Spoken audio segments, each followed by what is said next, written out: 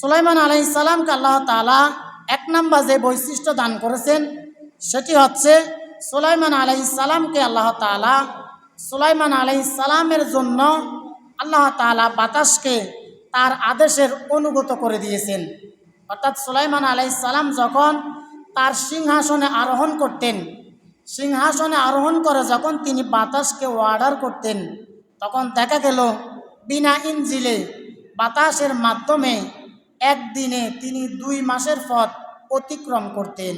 সুবহানাল্লাহ। তাহলে সুলাইমান আলাইহিস সালাম যখন বাতাসের পিঠে আরোহণ করে তার সিংহাসনে উঠতেন, তখন আল্লাহ তাআলা বিনা ইঞ্জিলে সুলাইমান আলাইহিস সালামের ওই বাহনকে একদিনে 2 মাসের পথ পাড়ি দিতে পারতেন। সুলাইমান আলাইহিস সালাম আল্লাহ তাআলা কোরআনুল কারীমের 36 নম্বর সূরাতুস সাবা এর 12 নম্বর আয়াতের মধ্যে বললেন, ওয়ালি সুলাইমানার রিহা গুদুহা শাহরু ওয়া রাওয়াহা শাহর।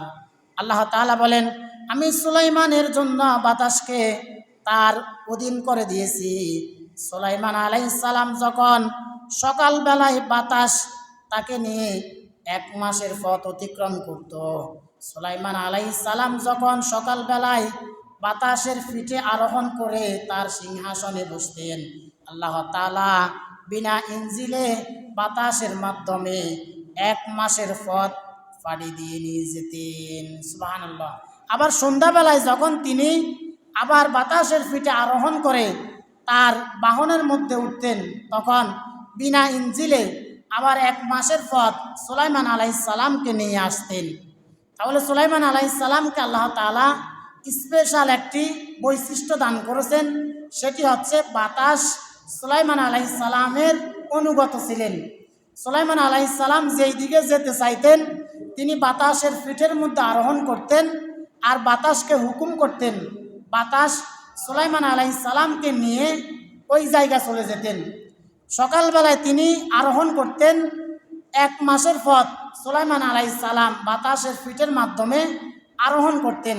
আবার সন্ধ্যাবেলায় যখন তিনি বাতাসের পিঠে আরোহণ করতেন, তখন আবার সন্ধ্যাবেলায় তাকে আবার নিজের জায়গা নিয়ে আসতেন। এরপর 2 নম্বর স্পেশাল মর্যাদা হচ্ছে তিনি তামাকে তরল ধাতুতে পরিণত করতে পারতেন। সুলাইমান আলাইহিস সালাম যখন তার হাতের মধ্যে তামা নিতেন, তামা নেওয়ার পর সাথে সাথে ওই তামাগুলো গলে যেত এবং তামাগুলো দিয়ে তিনি বিভিন্ন পাত্র বানাতে পারতেন। এরপর 3 নম্বর বৈশিষ্ট্য হচ্ছে সুলাইমান আলাইহিস সালাম ফাঁকির ভাষা বুঝতে পারতেন। পৃথিবীতে যত রকমের ফাঁকি ছিল, যত রকমের পশু ছিল, সকল পশু পাখির ভাষা সুলাইমান আলাইহিস সালাম বুঝতে পারতেন। আল্লাহ তাআলা কোরআনুল কারীমের 27 নম্বর সূরাতুন নামালের 16 নম্বর আয়াতের মধ্যে বললেন, ওয়া ওয়ারিসা সুলাইমানু দাউদ ওয়া ক্বালা ইয়া আইয়ুহান নাসু উল্লিমনা মানতিকাত তায়রি ওয়া উতিনা মিন কুল্লি শাই ইন্না হাযা লাহুয়াল ফাদলুল মুবিন। আল্লাহ তাআলা বলেন, আর সুলাইমান দাউদ আলাইহিস সালাম তার উত্তরাধিকারী হলো। আর সুলাইমান আলাইহিস সালামকে বলেছে